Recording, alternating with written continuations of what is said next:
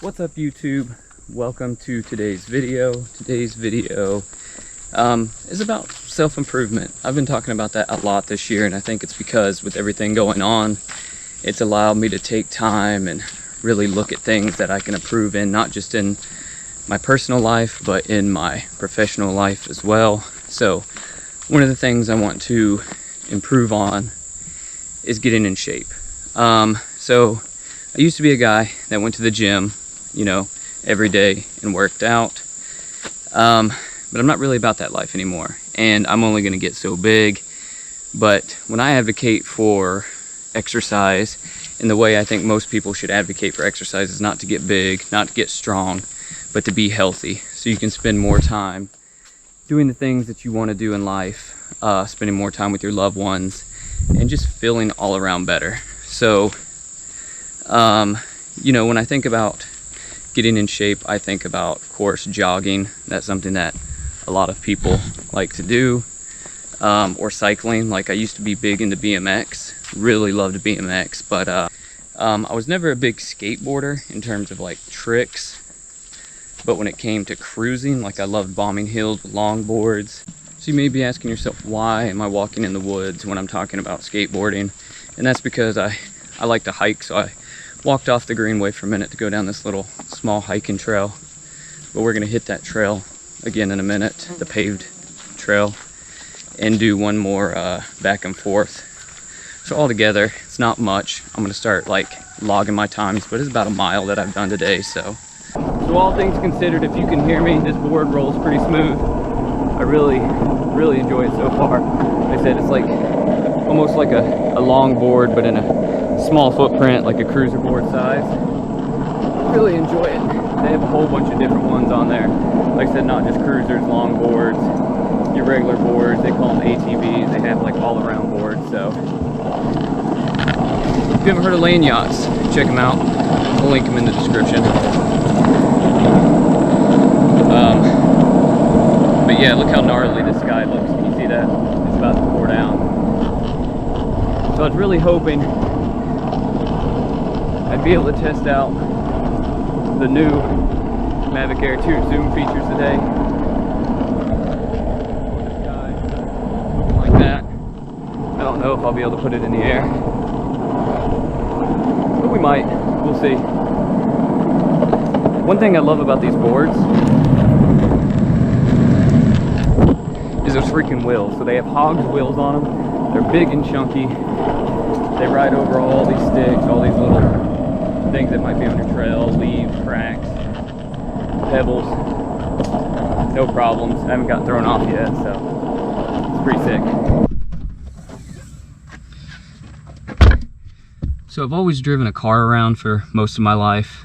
I recently bought an SUV, and I got to figure out how to keep the skateboard from rolling around and getting other things to roll around in the back of this SUV. So if you know of a way to keep this secure back here without it rolling around, I mean, of course, flip it upside down on the grip tape, but as soon as you take a turn, it flips over on its wheels. If you guys know a better way, let me know in the comments, because you can't have this thing banging up the back of this SUV, so let me know.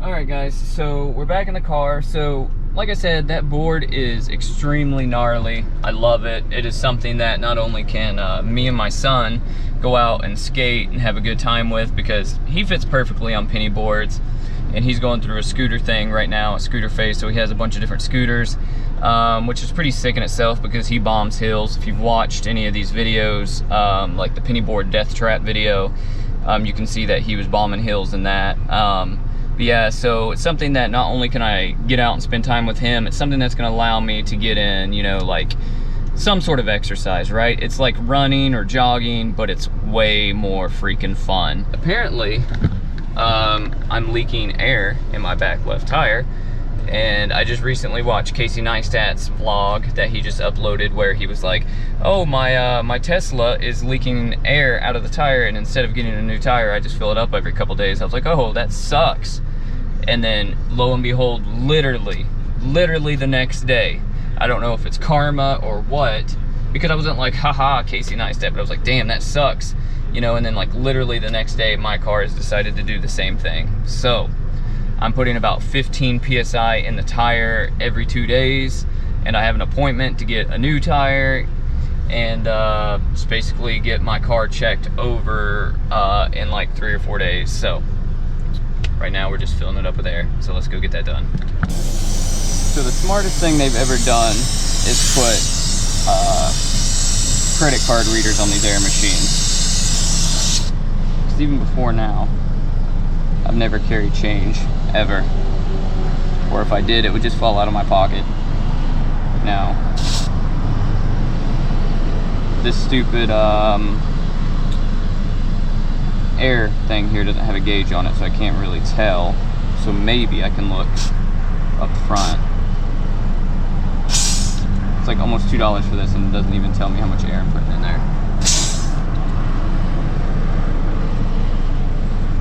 What a ripoff. So I'm pretty sure that thing stole my money. It only gave me like 6 pounds of pressure for $2. So yeah, so that's a humongous ripoff. So like I said, the best thing they ever did was they put card readers on the air things, but this air machine sucked. Literally, sucked, whatever you want to say. But I guess I gotta hit another one now, spend another $2 somewhere else, and yeah, I need to hurry up and get a new tire. This is a pain in the ass. What's up, guys? As you can see, we're back in the studio. I tried to wait to put the drone up in the sky. It just didn't happen today because it started pouring down, and it was a literal monsoon all day, basically on into the evening. So unfortunately, we didn't get to try out those Mavic Air 2 zoom features that they just released in their latest firmware. That was sort of one of the main things I wanted to put in this video. It seems like every day since January it has rained nonstop, or at least, you know, where I live. And I don't know, it's been an extremely hot, humid, and wet summer. It's been pretty miserable so far, but summer's cruising by and we're getting into the best parts of the year, which obviously is my favorite. It's, you know, fall and early winter, you know, when it's not freezing cold. It's just kind of nice, right? Where you can just wear hoodies and beanies and toboggans and that sort of thing. Probably my favorite part of the year. But so if I do get a window, because it's supposed to rain, or the forecast is showing it's supposed to rain for the next 4 or 5 days, 80% chance every day, then we'll put the drone in the sky and we'll cover those features. And yeah, I'm pretty excited about them. I think it's going to be something that is going to be essential on the Mavic Air 2. It's going to allow you to do a lot of things and unlock a lot of possibilities. But more about those when we do make that video. This one, like I said, is a little bit about improvements, not only in your professional, but in your personal life as well. And like I mentioned earlier, you know, trying to get in shape with, you know, trying to skateboard instead of doing something like jogging. That's going to be my main source of exercising. So I need to find an app that's going to help me log those miles. So if anybody knows of a good app, let me know down in the comments. Something that I can use to help me log how many miles that I'm actually riding would be beneficial. I could probably look them up, but I'm just, you know, trying to look for some actual people that have battle tested those and know what the good ones are without me having to go through all those crappy ones in order to find the one that actually works like it's supposed to.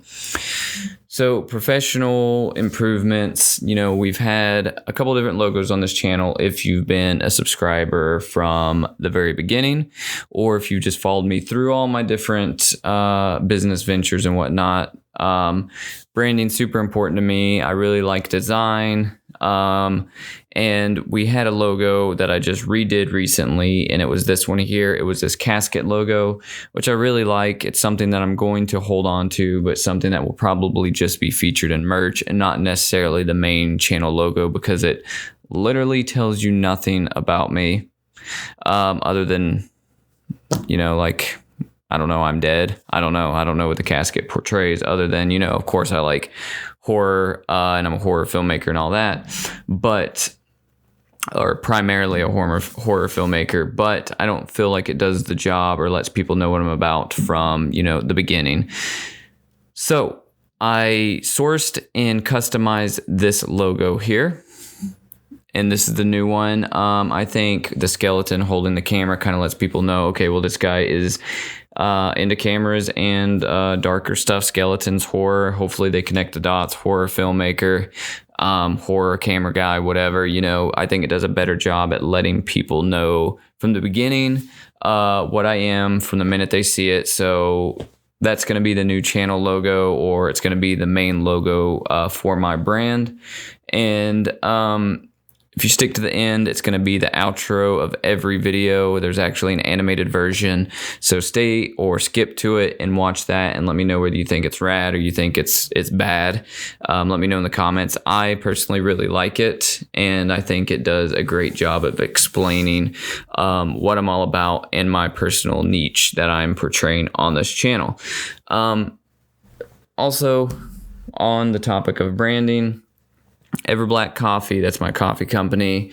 I am going to be rebranding that. That business is early enough in its lifespan that I can go ahead and rebrand it, because it's sort of, I don't want it to be confused with everything else I do, because it did have a darker element to it. You can go check it out if you want to see what I'm talking about. But I want to rebrand it to my other interests. That way I can sort of separate the two things, right? I want to have Everblack be its own entity away from, my filmmaking career. And I'm really excited about that. It's something I've wanted to do for a while. It's a massive undertaking, because I have to go through, I have to redesign the website, I have to rename products, probably, I have to bring on new products, and I have to get new labels made for the products. So not only is it a massive undertaking, it's sort of expensive, but I've run this idea by a couple people and they think it's the right move, and it's something that I feel is the right move. So I think right now, with the way the world's going, it's going to give me something to focus on to help me get through some of these times that are kind of, hard and confusing, like every time you turn on the news, or, you go out to work or whatever, it's just like, it just seems like there's always a new problem in society. And I'm not saying ignore those, but I'm saying, like, instead of getting angry about it, or, well, some of the things you should be getting angry about, but instead of them letting you affect you negatively, like, channel that, into what it is you like to do, kind of take those negatives from reality or from, society, and channel them into your art, channel them into your creativity, your films, your writing, your whatever, and make something positive with that.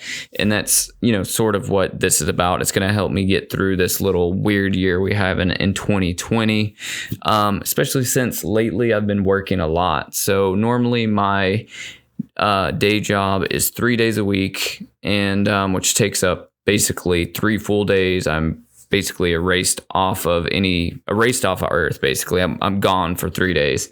But now my day job is ramping up, so now it's for sometimes 5 days, and so I'm having to really figure out my upload schedule and planning some of these projects and some of these more involved videos around it.